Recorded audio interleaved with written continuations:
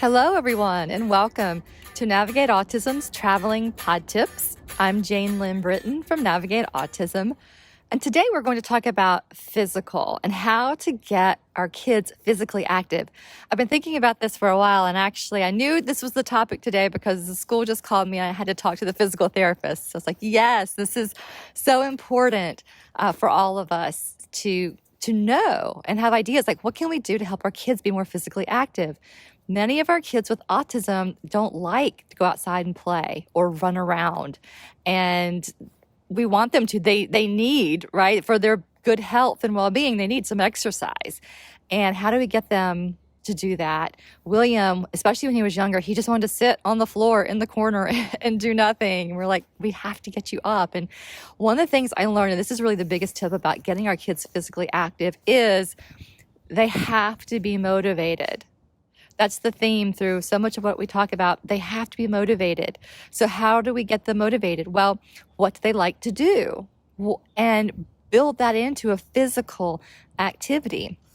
If they love colors and shapes and tossing things, so maybe you make a big game outside where they have to go and toss and, big colorful game with all these different objects from your house and put it outside, and they have to do something. Maybe it's a race. Maybe they have to zigzag or just walking or carrying things to it or to make it. All those things include that physical activity.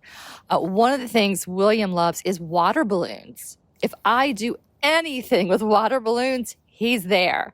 And so you better believe that once it gets warmer outside, I am doing all kinds of activities. Part of this physical activity can be, okay, we're going to fill up these 50 water balloons or however many. We need to carry a bucket to the outside faucet and fill it, and then carry the bucket full of water back over here, which you really don't have to, but of course I'm making up these rules to get him to carry this heavy bucket, which is getting him that exercise and getting that blood circulating and fresh air, etc. So he carries the bucket back over here to where I say we need to, and then we start filling up the water balloons. We have this little bottle that you fill up, and then you have a pump to push it in to the water balloons. In terms of water balloons, I love those gadgets where you just hook up something to the faucet and it fills up 50 right there, which is a good thing too. But I'm always so looking for how can I get William involved and carrying something or walking or doing something to make it more healthy and fun for him. So that's why I would go for the things that take a little bit more effort maybe, but that are fun, that will lead to inspiring him or her to actually do it. In addition to water balloons, my son loves water. And so even a game of filling up multiple buckets and having to carry a cup of water from one bucket to the other. And there's a game I think about when we do sometimes with our neighborhood kids. I get them over, and it's like literally there are two teams of kids, and they take a cup from the bucket in front of them that has full of water, and they have to fill that cup with water and hand it back and forth to the very back of the team who dumps that water into an empty bucket, and then they run to the front of the line with that empty cup, and it keeps going.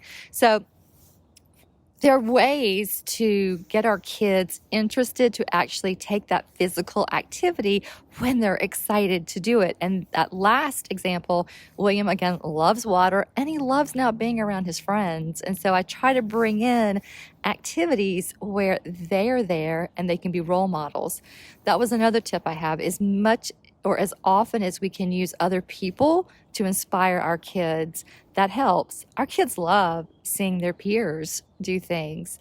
And even if it's neighborhood kids who are on skateboards or playing basketball or playing tag or shooting their bows and arrows or pretending to play tennis or playing tennis against the garage door, whatever it is, just seeing another child do it can stimulate and inspire them. And then, even better, having the peer say, hey, William, you come join us. More often than not, William will get up and walk over and try it out. Even if he just goes over and says hi, he'll get up off the chair or off the floor and go see that person or that friend and start to participate in the way that he can with that activity. Now, inside the house, often I'll get him to get physical. I will ask him to help me do things, and I usually make it a heavy thing. I need you to help me carry that big new bag of dog food from the door all the way over to this container where we're going to open it and dump it in. Or I need something from upstairs. This also helps with his independence because I'm trying to get him to stop throwing his coat on the floor and leaving it in his bedroom, which is what he does. And also to follow directions. So we'll be downstairs and he says, shows me he wants to go out. I'll say, great, go get your coat. So he's motivated. He's shown me or asked me to go for a car ride or go somewhere. We can't go right now. It's cold out. Go get your coat. And if he kind of looks blank, I say, it's in your bedroom on the floor. And so he's walking up the stairs, getting his coat and coming back down. So that gets him the exercise. If I can get him to go up and down the stairs a few more times for whatever reason, I do that as well. So the idea is, how can we get creative about getting exercise or being physical because their bodies need to move like ours need to move? Now, sometimes I will also put things out of his reach. I'll even sometimes put them up high just to kind of be like, hey, you want this kazoo or these drumsticks? They're right here. I make it fun. I hold it really high above my head and he has to get up and reach for them. So just adding a different element to whatever it is we're doing that will help your child move their body in the way that you want them to. Of course, you know your child best. You know what they are challenged by emotionally. William doesn't like to raise his arms over his head. That's why I put it over his head. He doesn't like to get off the chair a lot. That's why I have friends come knock on the door. Hey, William, come on, let's go. Sometimes that lasts 5 minutes. Sometimes it lasts an hour. I never know, but I get excited that at least we're building towards something. And that physical activity can become more of a daily part of his regime. So get creative and first, look at your child, really observe what are the motivations, what can I build a game around? Because if I want them to be physical, I want them to want to do it. And the way to get them to want to do it is they have to be motivated. And then as you're motivating them with that, make it fun. Don't set expectations that it has to be too much, too long, too big.